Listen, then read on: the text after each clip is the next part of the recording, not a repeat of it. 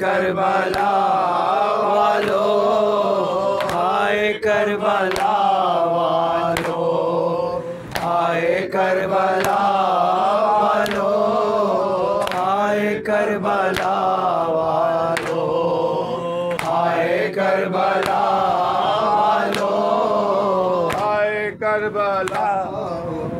परसों अशरे की मजलिस में ये मैंने कलाम पेश किया था। नाज़िम भाई की फरमाइश है कि ये कलाम मीडिया महफिल में पढ़िएगा। ये कैसे छूट के जब आई हैं